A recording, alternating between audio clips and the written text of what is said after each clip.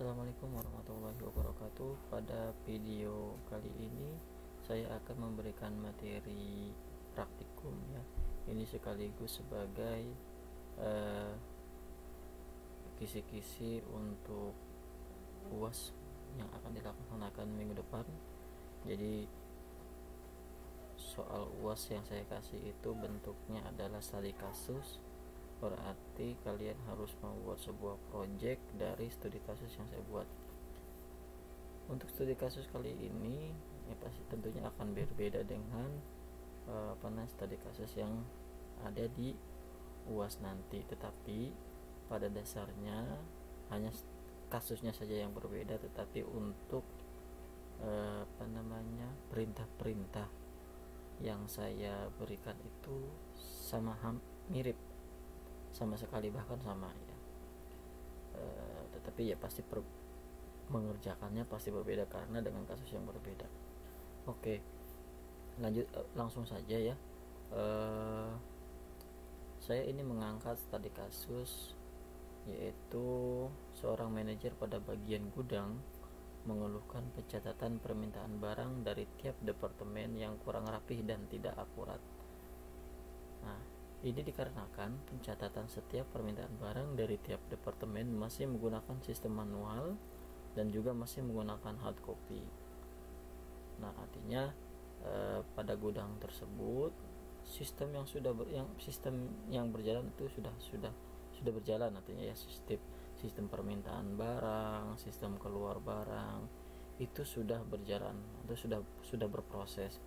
Nah, namun untuk sistemnya itu masih sistem yang manual, artinya masih banyak harus menggunakan hard copy, pencatatan manual ya, seperti itu.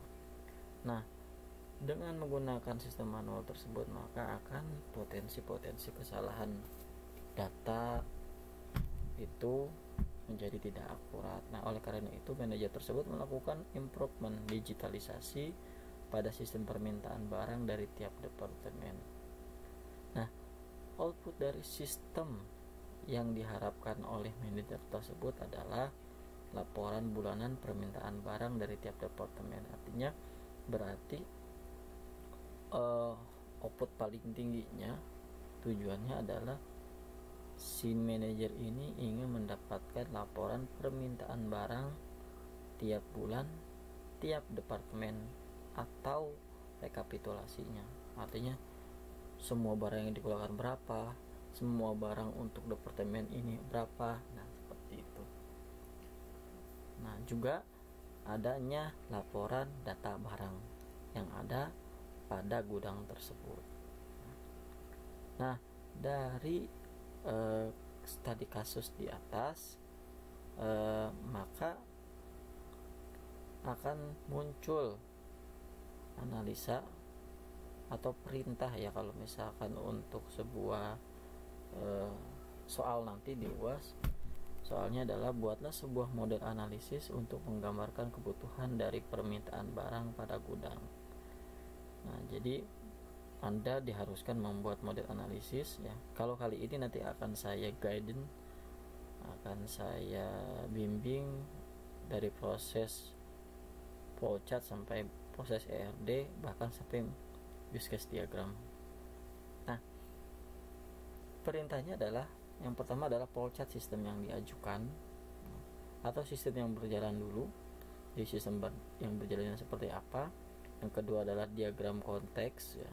Yang ketiga data flow diagram DFD-nya, baik itu DFD 0, DFD 1 dan level selanjutnya. Yang terakhir adalah entity relational diagram untuk menentukan tabel dan field atau kolom yang dibutuhkan dalam sebuah sistem pencatatan gudang ini. Nah, yang kedua adalah buatlah model desainnya. Jadi yang pertama adalah buat model analisis, yang kedua adalah buatlah model desain dari model analisis di atas dengan menggunakan use case diagram dan activity diagram. Nah, yang ketiga adalah buatlah desain antarmuka interface untuk menu request barang dari departemen. Nah, jadi ini adalah 3 pertanyaan dari soal UAS dengan studi kasus yang berbeda. Nah, Makanya dengan apa namanya,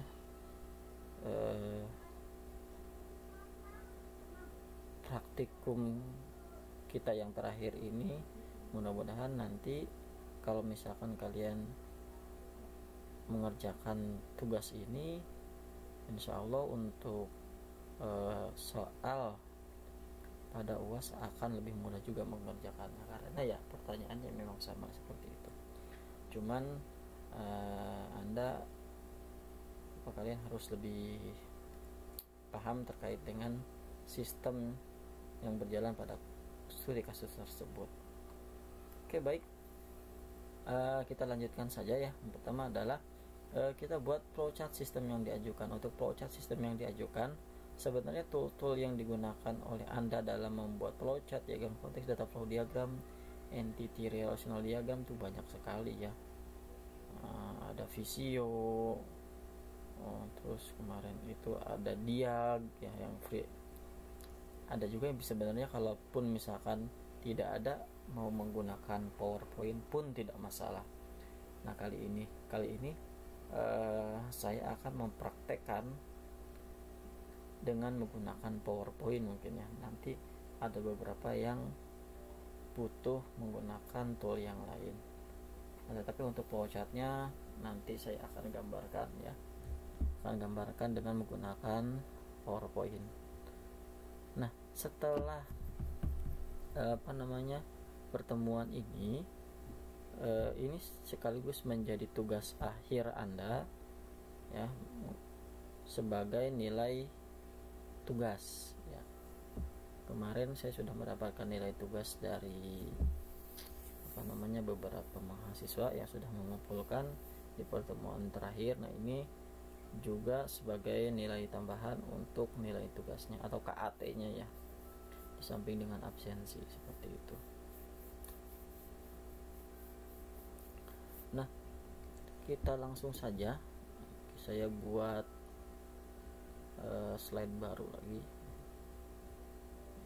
mungkin duplikat saja supaya template-nya masih ada. Oke, seperti ini. Nah, kali ini saya akan membuat flowchartnya dari studi kasus yang ada, maka entitas,